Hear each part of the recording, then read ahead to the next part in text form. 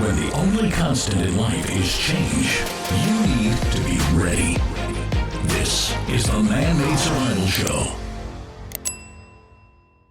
Welcome back, everyone. My name is Jose Prado of ManMadeSurvival. Thank you so much for coming back to the channel and watching this video. I really do appreciate it because today's video is going to be pretty important because of the information I'm going to be bringing to you.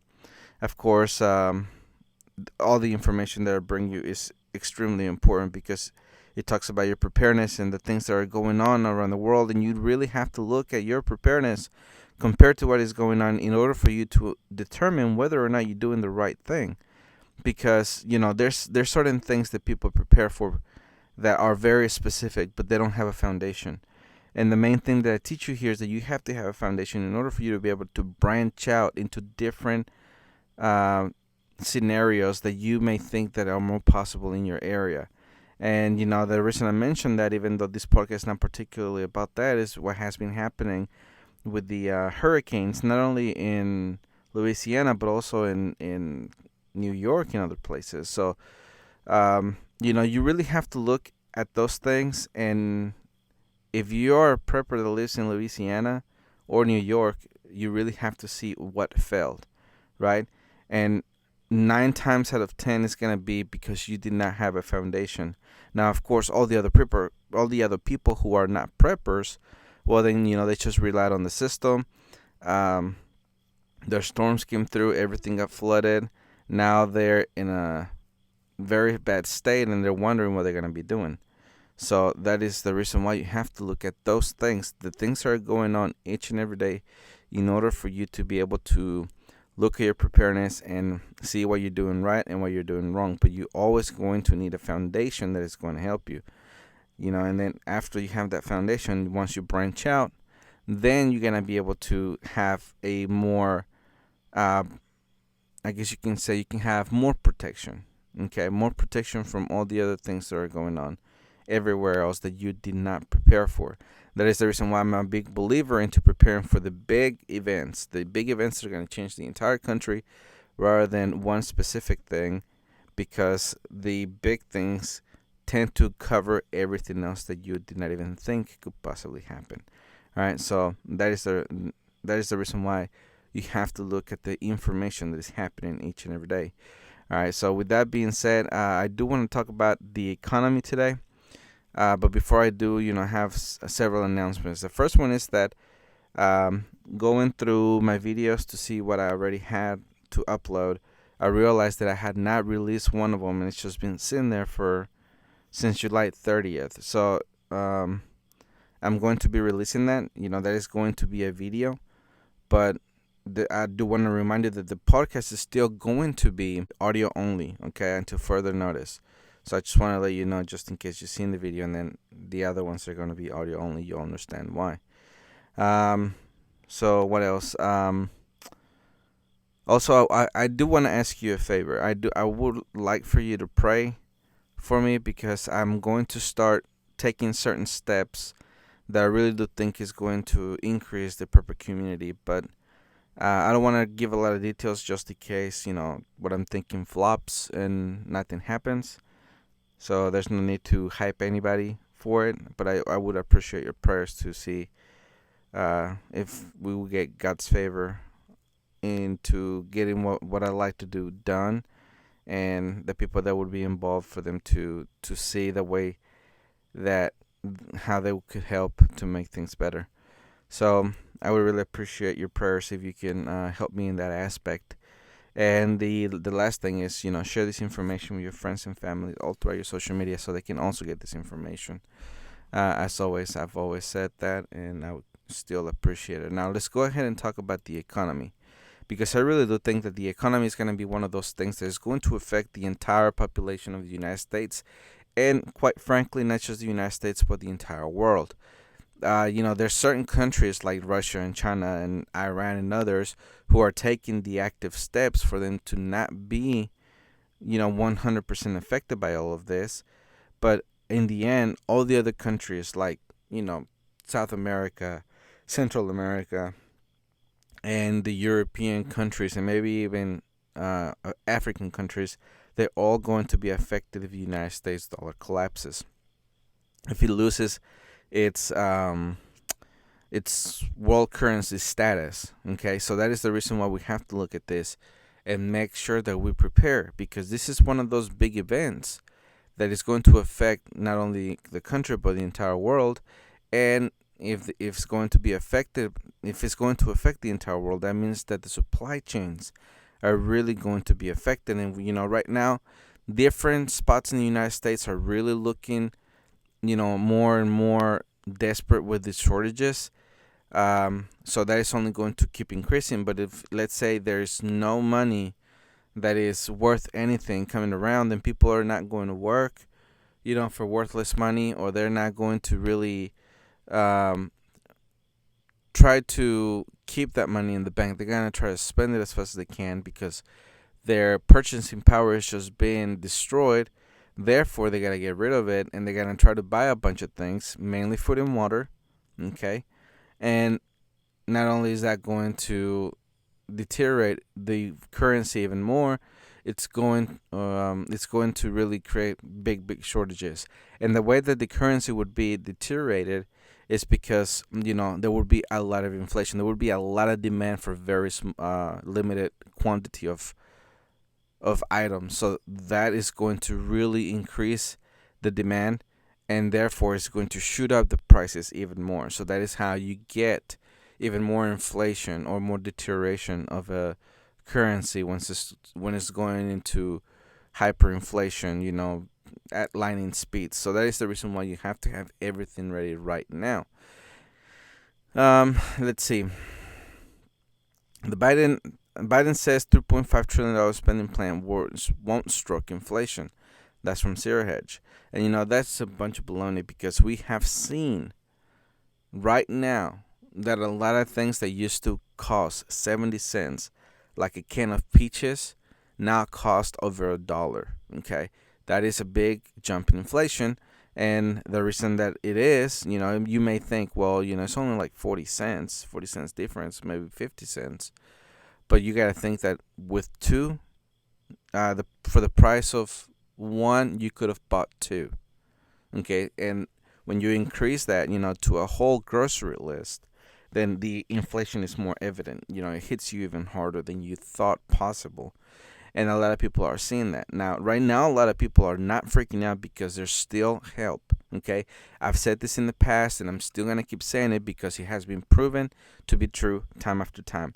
All right, the reason that I think that here in the United States, back in 2020, when the pandemic was, or well, not the pandemic, let me rephrase that, when the lockdowns were really hurting the economy, all right, making shortages and a bunch of other problems, people were not freaking out in the streets, rioting over food, is because there was a lot of help from churches, from nonprofit organizations, from food banks, from the government itself giving out more food stamps. A bunch of things were there in place in order for people to feel secure enough to understand that they were going to get food from somewhere. And it was going to be free, right? Because the food banks give it away for free. The government was giving a rise on food stamps, pretty much for free. So all these other organizations and everything else, they came together and they ensured that the American people would have a meal at least, for the next 7 days. And they had to come back so they can get another 7 days worth of food. So having that in place really made things a lot easier for society. Not technically for the economy or the people who were getting this help, but it was making it a lot easier for society because we didn't have people out rioting. All right. So think about this. What is going to happen when the food banks finally fail? How is it going to look out there when the government can no longer afford the food stamps or any other organization because the currency is just being inflated so much that they can no longer operate? Not only the government but also the private sector. What are we going to look like then? That is the reason why, okay, you have to have a plan to resupply yourself. That is the reason why you have to have your livestock and you have to have your garden and your trees and everything. And by this time now, we're going into the winter. If you don't think that you have, I guess you can say, the capacity to be able to feed you and your family continuously all all throughout the year with the things that you produce, then right now going into the winter is really the time to expand your garden. Okay, if you're a beginner, you probably started with a small garden just to kind of practice your gardening. Well, this winter, okay, if you have the ability to do so, you really need to expand that garden because you're going to be more dependent on it. Okay, and then that also means that if you had fruit trees, you may want to see how many you have of whatever fruit you like, and maybe add some more.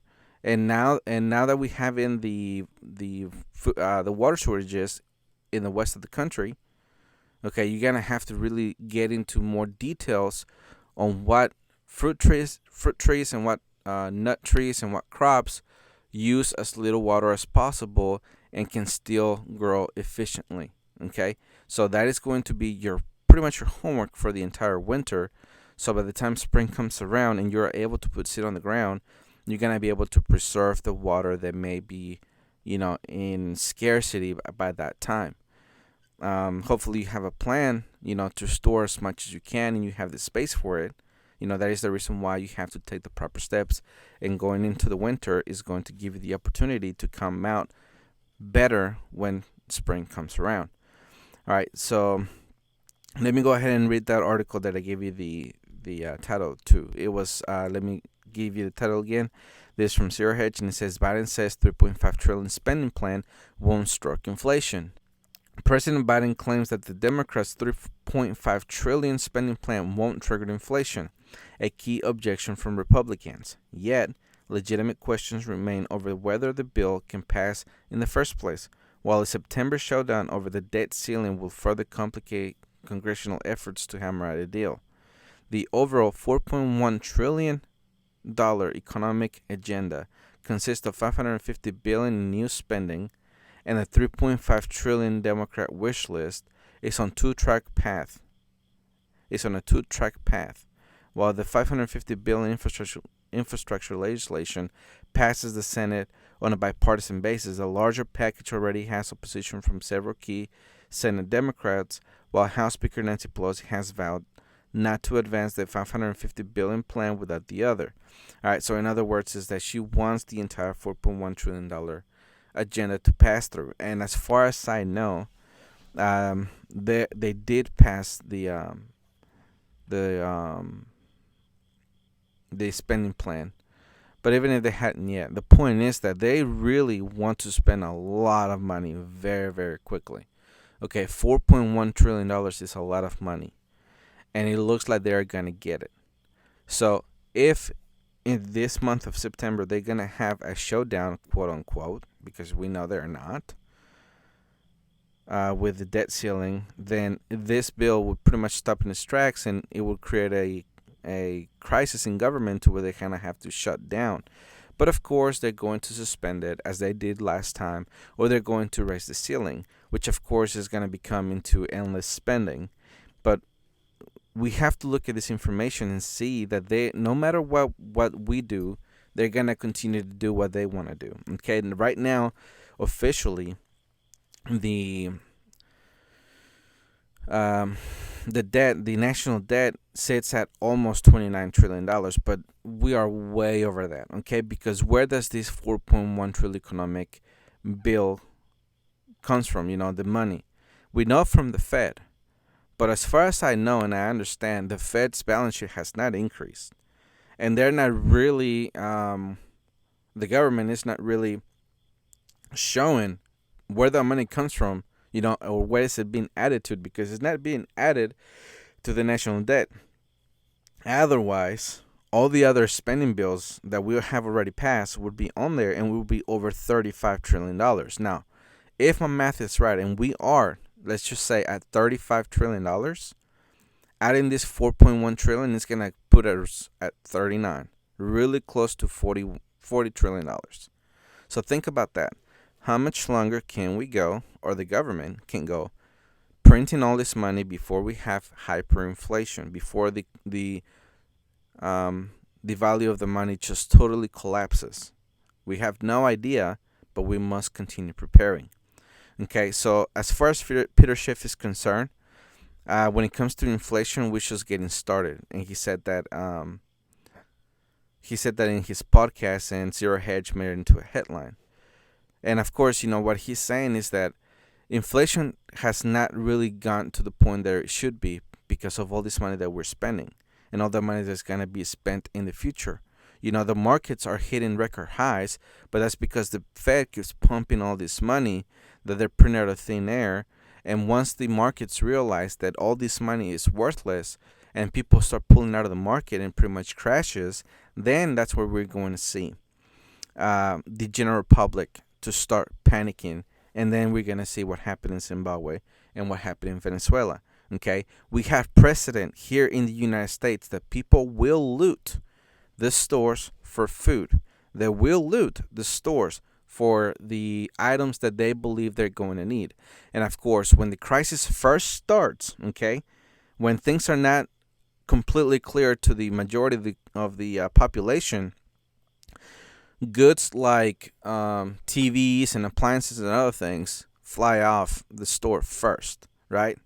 But then as the crisis becomes more clear and people realize, right, that they have to eat and drink, the next thing that they do is that they come back to the store, they go back to the store, and they get everything that they can. They loot it all. And then they get in there, they fight amongst each other, and then they get as much as they can. So that is the reason you must be ready for that, because not only are you going to have to have everything in place, but you're going to have to stay off the streets. That's not going to be the time you want to go strolling at the Walmart, just to try to get something that you have the munchies on. You're really going to have to stay home, and really pay attention to the news, pay attention to the radio, and really see what's going on in your city or in your county, in your state, whatever. Because let's just, go into let's go down memory lane to South Africa. What happened in South Africa? Okay, when they had that crisis a few weeks ago, where the citizens had to actually defend themselves because of all the things that was going on over there. Okay, we really have to remember those things, and we have to see where our preparedness comes short, so we can plug up those holes and make sure that if our family depends on us, we can protect them. Now, something funny, or there's a funny headline from MSN, and it says Biden slams Trump for racking up $8 trillion in debt as he vows Democrats will pay for their spending plan by taxing the rich. Okay, so that headline all by itself, of course, is ridiculous, and it really makes me laugh because the Biden administration is on the fast track to spend over $10 trillion, and he has not even been in office a full year. So if anybody wants to talk about, record spending, then it's going to be the Biden administration. And of course, people on the left or the progressives, they don't think that's a bad thing at all. As long as all the wealth gets distributed, then it's for the greater good. But eventually, those rich people are going to leave. All right. For right now, we all know that they are avoiding taxation by getting loans on the stuff that they own, right? And that's how they live in their tax-free life. But eventually, if the government does, let's say they do get serious about taxing the rich, and they do come up with a plan that is going to tax them out of existence, before that even happens, before they even pass the bill, all these rich people are going to flee the country very, very quickly. And they're going to leave everything behind because, they cut their losses, and whatever they have in the bank, they transfer it to the next currency that they're going into, and then they continue living their very rich lives. All right, it's going to be you and me who gets to stay behind, that we're going to suffer those consequences. And then guess who's going to be the top 1%? It's going to be the upper middle class, the middle class, or even the lower class. Depends on who's left and how bad the currency has been devalued. But let's go ahead and move on to the Daily Mail. The Daily Mail says inflation remains at 13-year high at 5.4% despite Biden insisting soaring prices are temporary. Used car price and gas soar to 42%. A key measure of inflation remained unchanged in July from its June level, spurring fear that price increase will continue to hit Americans in the wallet. Federal data released on Wednesday showed that for the first federal data released on Wednesday showed that for the 12 months through July, the consumer price index rose 5.4%, unchanged from June, at its highest level since the Great Recession in 2008. It follows the Senate passage of Tuesday's President Joe Biden's $1.2 trillion infrastructure bill, which some Republicans critics have dubbed an inflation bomb. And we are fast approaching the 2022 elections, midterm elections. And of course, the Republicans are going to really use this as something that is going to be on their favor when they're presenting their platforms and everything. And I just want to let you know, or I want to give you some advice on do not fall for that, because they also want to spend all this money. Okay, so when they say that they have come to an agreement, it's not an agreement on let's not spend the money, and find different ways to actually raise the money. They're just saying they want to spend a little less, all right? They're not letting go of that credit card. They understand that the credit card needs to be used. It's just saying, let's use a little less so it can last a little longer. But, at the end of the day, all this debt is going to be racked up, and it's going to be you and me who have to pay for it. The next headline says, wholesale prices soared 7.8% in the biggest surge of record as steel jumps 23%, adding pressure on companies to pass on higher costs to consumers. That's also from the Daily Mail. And, we are seeing those price increases on everything because there was data that came out on certain companies where their board of directors were pretty much not happy because, the companies were trying to absorb all that inflation. Therefore, they didn't have any profits. Therefore, it made people very angry, the people that control those companies. So now they said, you know what, we're going to pass on these prices. And all these prices have not only to do with, with gas and cars, mainly has to do with food, because those companies have to raise the prices. Otherwise, they're not going to be able to afford, to continue their company. I showed you here in the past a video of a billionaire CEO of a grocery store chain that said that in October prices were going to jump to 10 to 14%. Okay, so if prices right now sit at 4.4%, and you think it's going to hurt your wallet, just wait until it doubles, maybe even triples. Okay, so that is the reason why you have to make sure that you can resupply yourself in the future. Let's see. Now, this other headline, okay, this one is the one that proves that people are very self-centered. People are only one inconvenience away from really snapping and society falling apart, especially with all the shortages that are coming. Okay, here's the headline from Sir Hedge, and it says, KFC crisis unfolds across UK as shortages of menu items forces people to call police. The entire restaurant industry is facing supply chain issues. Taco Bell, Starbucks, and McDonald's have been some of the most recent fast food companies to warn consumers about limited menu items or shortages.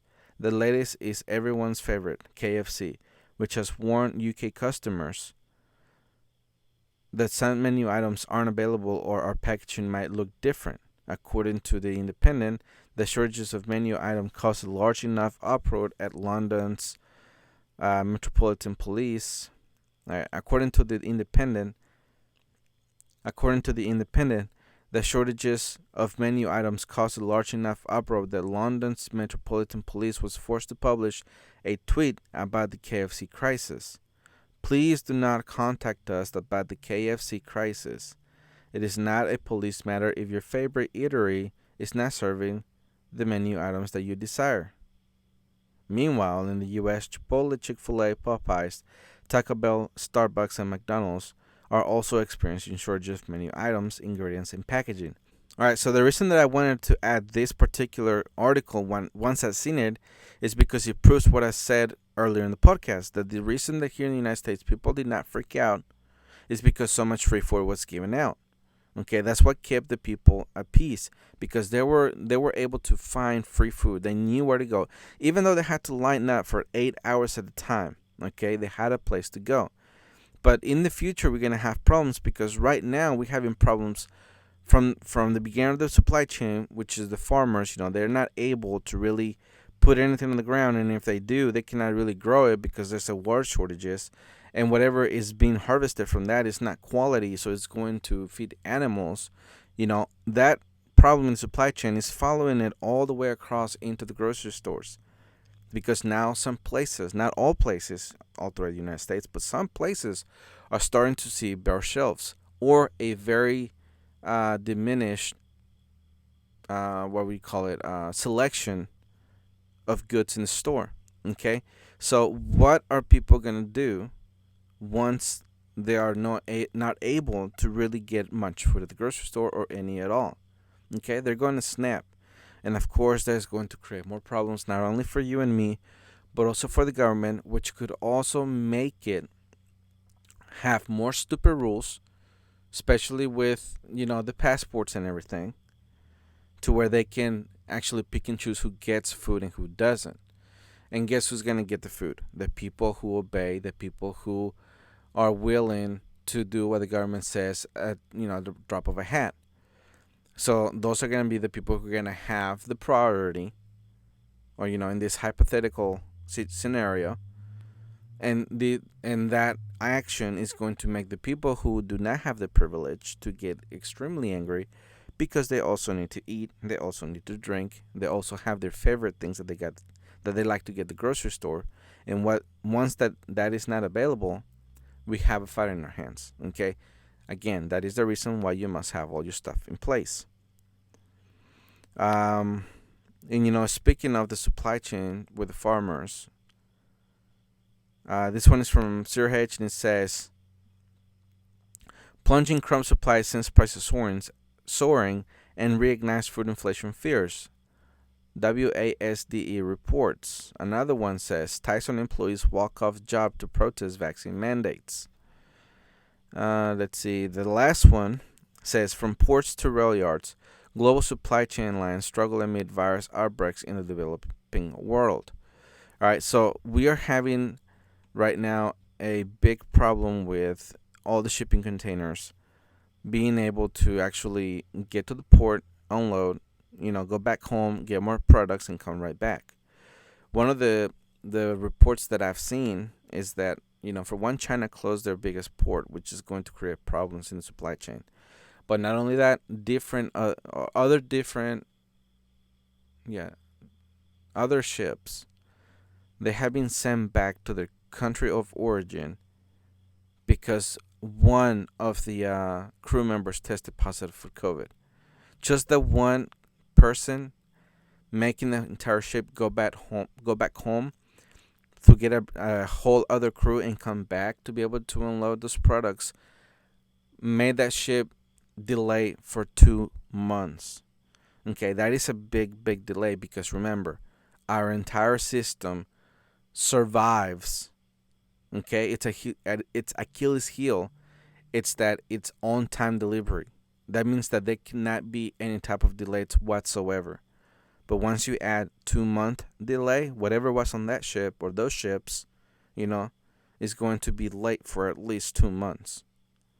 So that is the reason why you have to make sure that right now that we're going into the fall and the winter season here in the United States, you take all the steps necessary that you need in order for you to be able to get everything in place, to be able to have your chickens, your other livestock, to be able to put food on the ground, be able to water it, and be able to grow stuff that you can eat in case the food supply shortages get worse.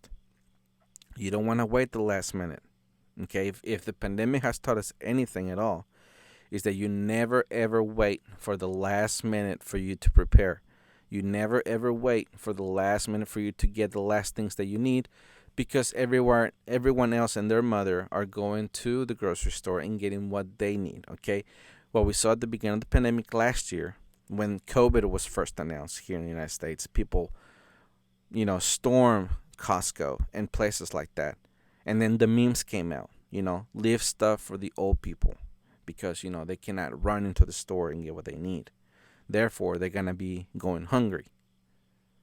And then Walmart and other places, the first hour and a half, they open for the senior citizens, I think 55 and older.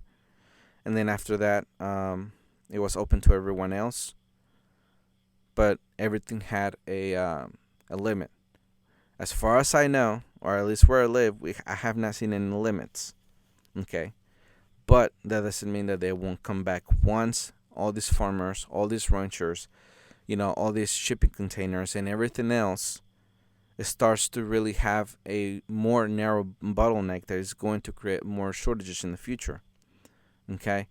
That is going to affect the grocery stores. Therefore, it's going to affect you. So make your list. Okay? Make your list of everything you have. Make your inventory. See what you have too much of. Quit buying that. And then look at the things that you need that you have less of. That's going to give you full meals for at least 2 years.